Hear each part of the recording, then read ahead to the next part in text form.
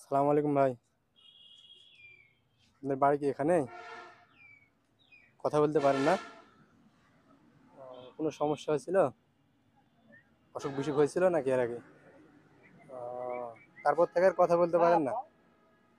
বাড়ি কি আপনার এই মুকসুদপুর?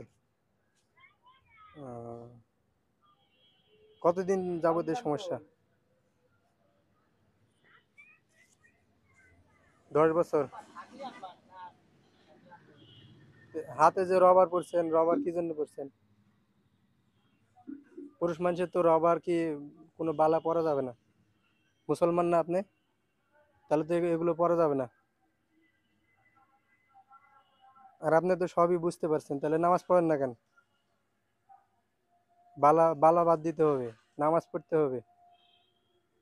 আপনি মানুষের কাছ থেকে হেল্প নেন, ঠিক আছে, কিন্তু আপনাকে তো আল্লাহর কাজ করতে হবে না? তাহলে করেন না কেন? এর জন্য তো আল্লাহ জবাব দিতে করবে আপনাকে। আর বালা পরবেন না এরপর থেকে। আর যে বালা যে কিনা রাখছেন ওই ব্যাগের ভিতরে, এগুলো বালা তো আপনি কিন্তু তো টাকা লাগছে। এখন আমরা আপনাকে সহযোগিতা করব, এই বালা কিনে যদি টাকাটা শেষ করে দেন, তাহলে আমার এই হেল্প সহযোগিতা করে আপনাকে লাভ কি? তাই না? এই বালাটা কিনতেও তো আপনার টাকা লাগছে।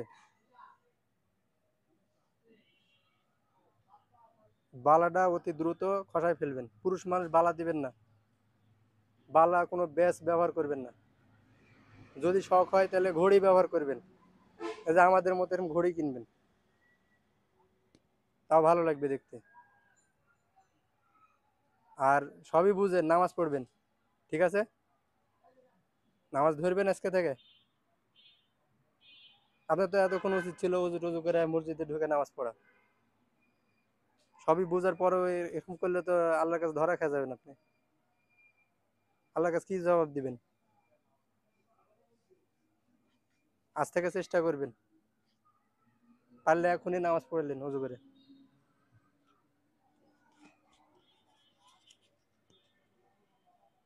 আর এগুলো বালা টালা করবেন না, এগুলো খসা ফেলে দিবেন।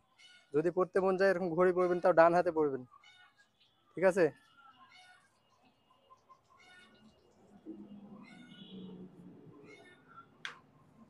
বুঝলেন?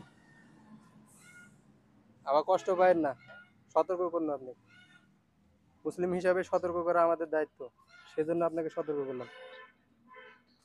এগুলো কাজ আর করবেন না, অপচয় করবেন না, ঠিক আছে?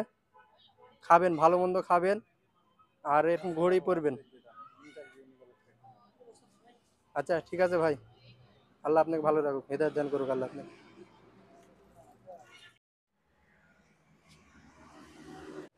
আসসালামু আলাইকুম বন্ধুরা, আপনারা যে ভিডিওটি দেখলেন, এটা হচ্ছে মুকসুদপুর, গোপালগঞ্জ জেলা। আমরা এখানে নামাজ পড়তে ঢোকার সময় একটি বাঘ প্রতিবন্ধী ভাইকে দেখলাম, কিন্তু তার ব্যাগে দেখছি যে অতিরিক্ত রাবারের কালো কালো বালা, এগুলো আমরা মুসলিম হিসেবে আমাদেরকে পরা ঠিক না, বালা ব্যাস।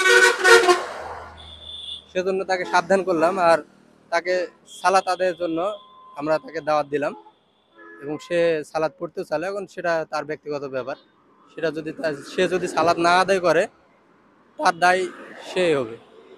আমার এই সতর্ক করার দায়িত্ব আমরা সতর্ক করলাম। দর্শক বন্ধুরা, আজকের ভিডিওটা এই পর্যন্তই। সালাম আলাইকুম।